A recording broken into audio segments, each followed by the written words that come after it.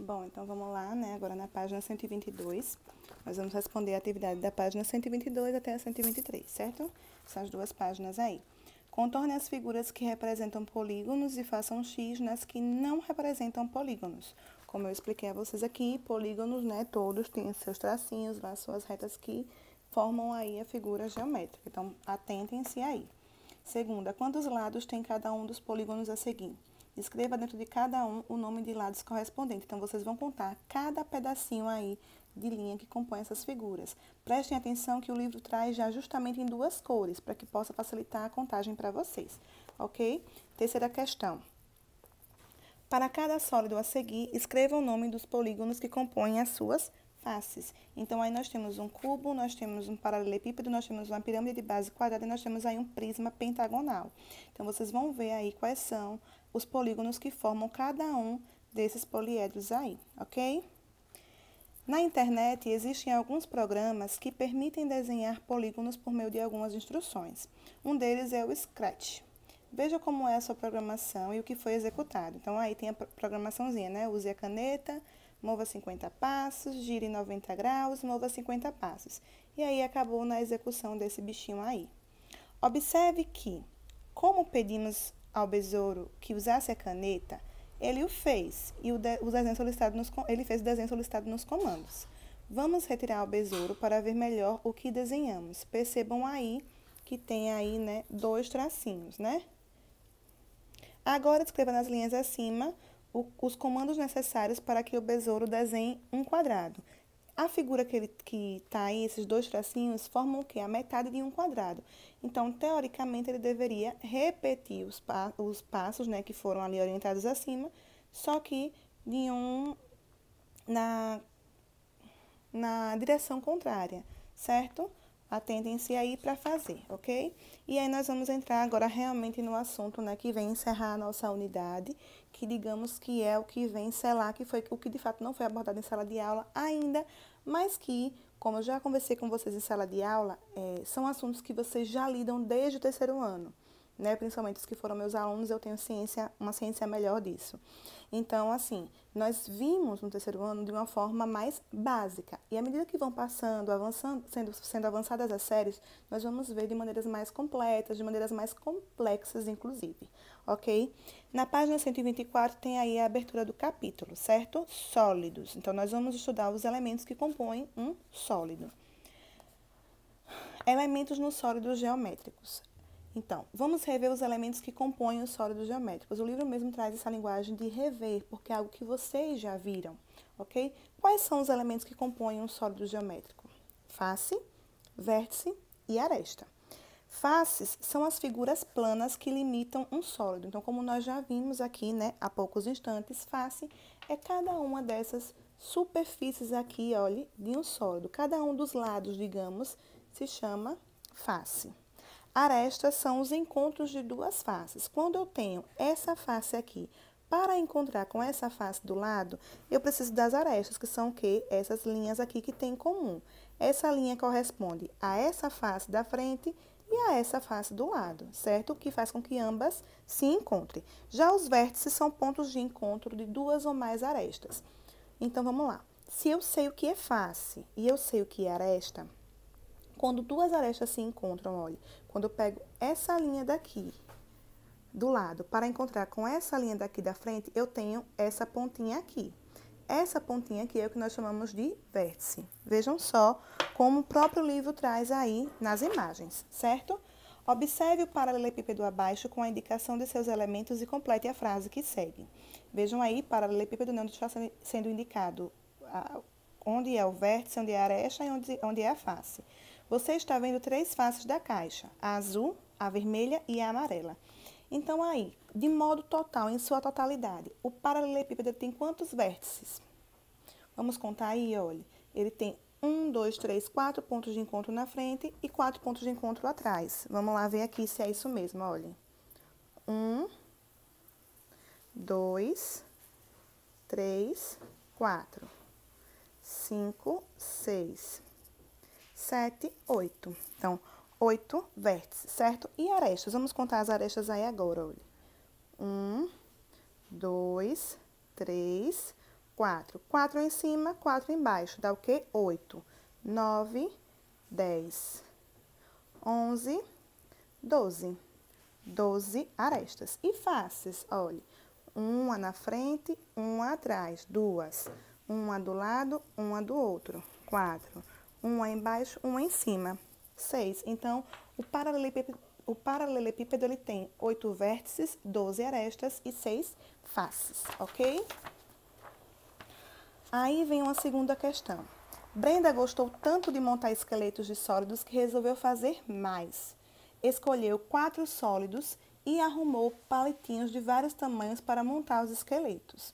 Forme dupla, né, com o colega, então vocês podem pedir aí ajuda agora do papai e da mamãe para poderem matar essas charadinhas aí, para descobrir os sólidos escolhidos por ela. Em seguida, contem as quantidades de vértices, arestas e faces de cada sólido e preencham a tabela. Então, vamos lá aí. Essa primeira figura aí, esse primeiro esqueletinho aí que ela montou, equivale a qual sólido geométrico? Vamos lá? Percebam, existem faces triangulares e uma base quadrada. Então, aí é o quê? Uma pirâmide de base quadrada. Quantos vértices tem essa pirâmide de base quadrada?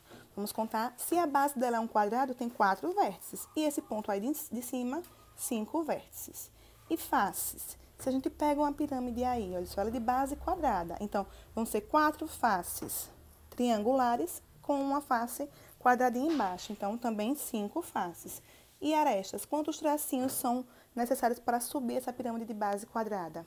4 tracinhos da base, subo 1, subo mais 1, subo mais 1 e subo mais 1. Então, vão ser 8 arestas. É só você riscar aí no próprio desenho e vocês vão poder encontrar. O mesmo vão fazer com as demais figuras. A segunda figura aí é um prisma. Percebam que a base dele é um pentágono, tem 5 lados, então é um prisma pentagonal.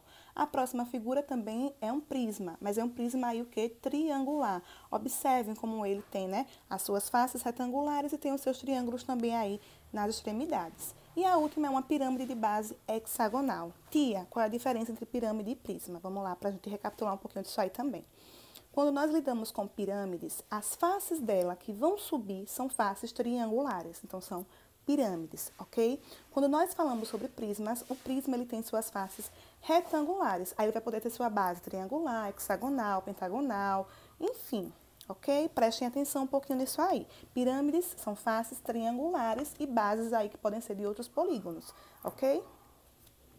Então, vamos lá aí. O número de faces somado ao número de vértices é igual ao número de mais, olha só, percebemos aí que o número de faces, né? Quando a gente soma ele com o número de vértices, ele vai dar um resultado aí. Olha só, vamos dar um exemplo aí da pirâmide de base quadrada. O número de faces é 5 e o número de vértices 5. Então, 5 mais 5, 10. Percebam que o número de arestas é o quê? 8. Quanto falta aí das arestas para chegar até o 10? 2, não é isso então? O número de faces somado ao número de vértices é igual ao número de arestas mais 2. Então, vejam que interessante. Sempre o número de vértices com o número de faces vai dar uma soma onde, se a gente adicionar 2 ao número de arestas, aí fecha certinho o número de vértices mais o número de faces. Ficou complicado? Vamos lá ler novamente esse boxzinho aí que traz falando. Será que existe alguma relação entre o número de faces, arestas e vértices de um poliedro? A resposta é sim. Essa relação foi demonstrada pela primeira vez pelo matemático suíço Leonhard Euler. Em sua homenagem, ficou conhecida como relação de Euler. Então, aí ele sintetiza tudo isso, toda essa relação entre faces, arestas e vértices. Número de faces mais número de vértices é igual ao número de arestas mais 2. Beleza? Então, vamos aí continuar, que a gente tem muita coisa pela frente ainda. Você sabia que os poliedros podem ser classificados em 3 grupos? Os prismas, as pirâmides e outros poliedros. Percebam aí exatamente o que eu acabei de falar, entre prismas e pirâmides, perceberam? Explique o que são prismas e pirâmides. Então, vamos lá aí. O que são prismas e pirâmides, professora? A senhora falou assim, mas ainda ficou um pouco assim, subentendido e tudo mais, brerê, brará. Vejam só. Prismas e pirâmides, em sua estrutura, eles vão ter um corpo diferenciado de outros poliedros. Como assim? Se eu tenho um cubo, ele é um prisma também, vocês sabiam disso? Ele é um prisma quadrangular. Por quê, professora? Porque ele tem suas faces quadradinhas aqui, certo? E ele tem todo um corpinho, ok? Como aí o próprio livro ele vem trazendo. Então, a relação entre prismas e pirâmides está em sua constituição, porque eles podem ser constituídos por mais de um polígono. Não necessariamente só um polígono, ok? Ele pode ter mais de um polígono, ele pode ter faces retangulares e bases triangulares, ele pode ter lá a pirâmide, suas faces triangulares e sua base quadrada, ou hexagonal, ou pentagonal, e por aí vai, beleza? Observe a nomenclatura de algumas partes de prismas e pirâmides. Vejam aí, né, a estrutura entre prismas e pirâmides. Aí tem, né, os elementos de um poliedro. Aí, à esquerda, nós temos um prisma e à direita nós temos uma pirâmide. Agora, complete. As pirâmides têm faces laterais em formatos de... Então, essas pirâmides têm faces laterais em formatos de triângulos, como eu já acabei de falar a vocês. Enquanto os prismas têm faces laterais em formatos de retângulos. Percebam aí na imagem, as faces laterais de uma pirâmide sempre vai ser um triângulo. Já as faces laterais de um prisma sempre vai ser um retângulo. Ok? Então, quais delas têm apenas uma base? Quais delas têm apenas uma base? Qual delas tem apenas uma base? É a pirâmide. Ela tem uma base só, porque o ponto de encontro lá em cima é um vértice, ok? Já os prismas, ele tem duas bases, duas bases, a de cima e a de baixo. Quando eu pego aqui, olha, vamos virar ele assim.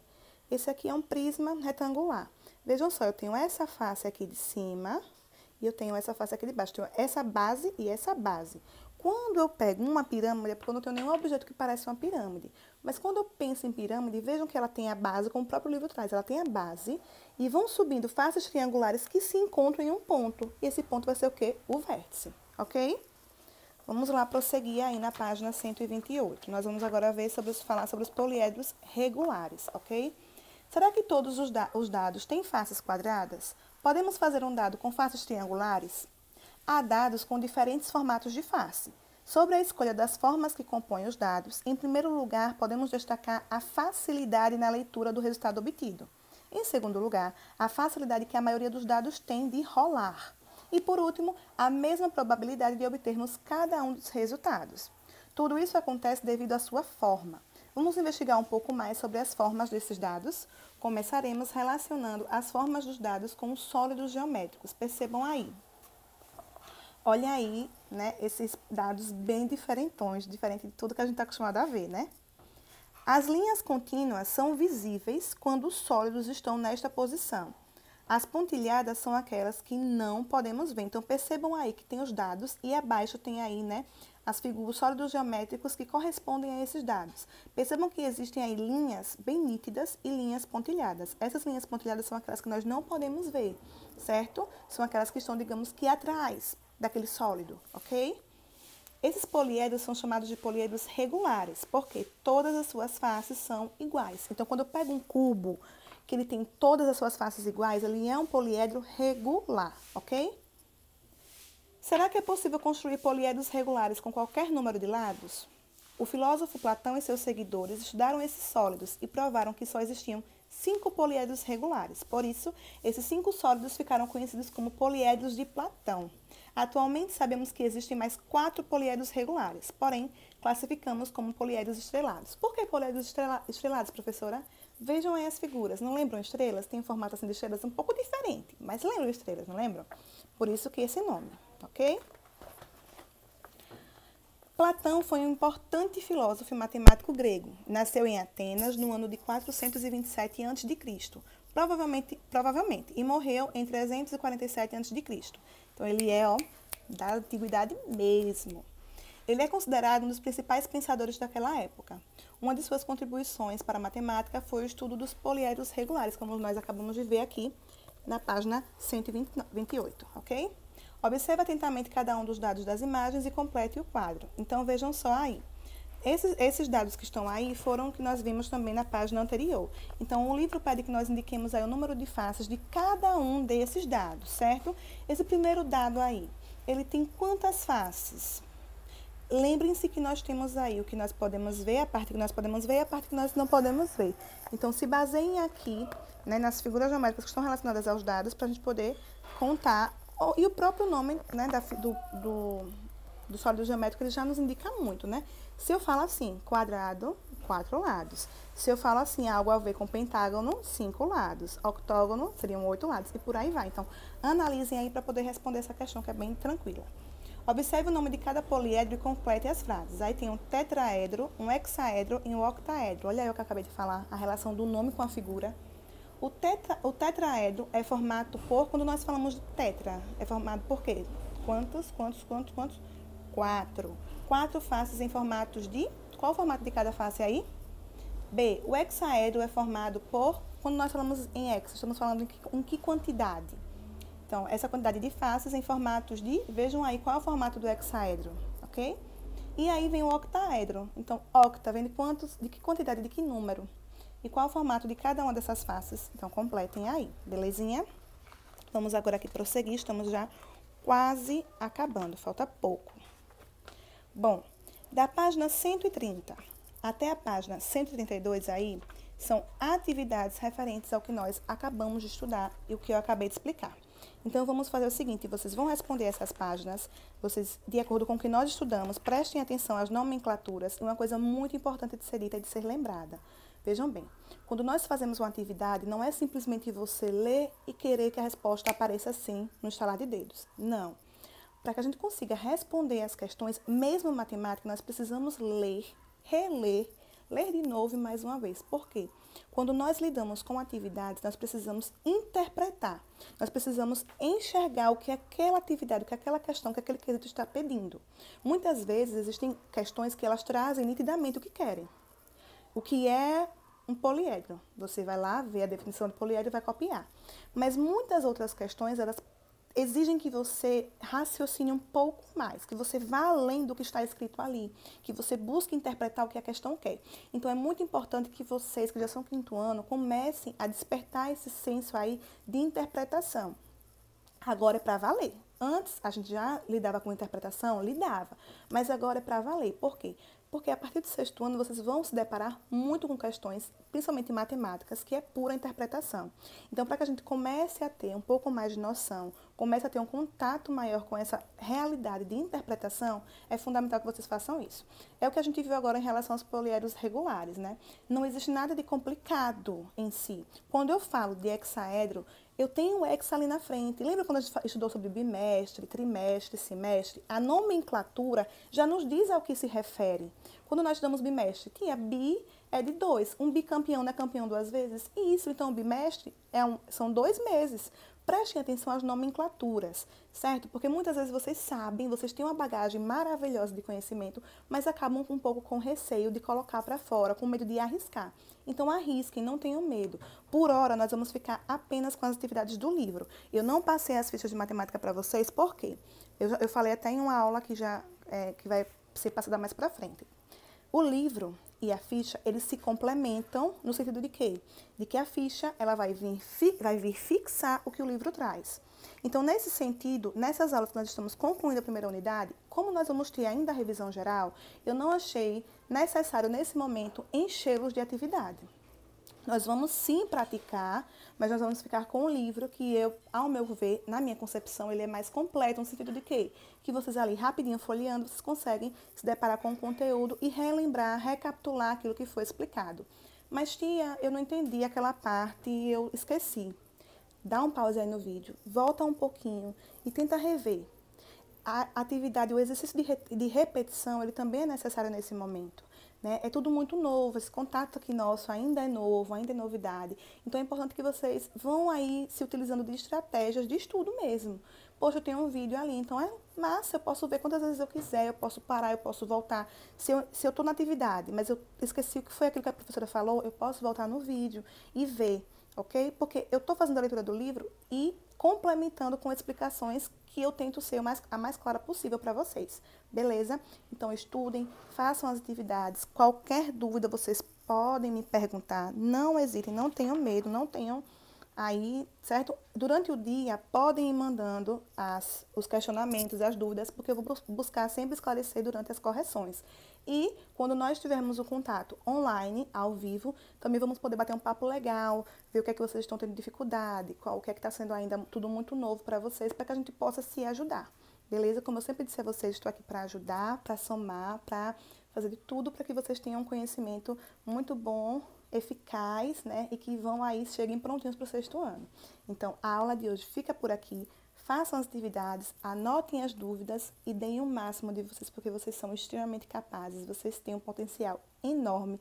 São turmas assim que eu tenho muito orgulho de poder dar continuidade ao trabalho que começamos lá 2 anos atrás. Os novatos que chegaram são incríveis também, cheios de potencial, então não tenham medo, arrisquem e acreditem em vocês.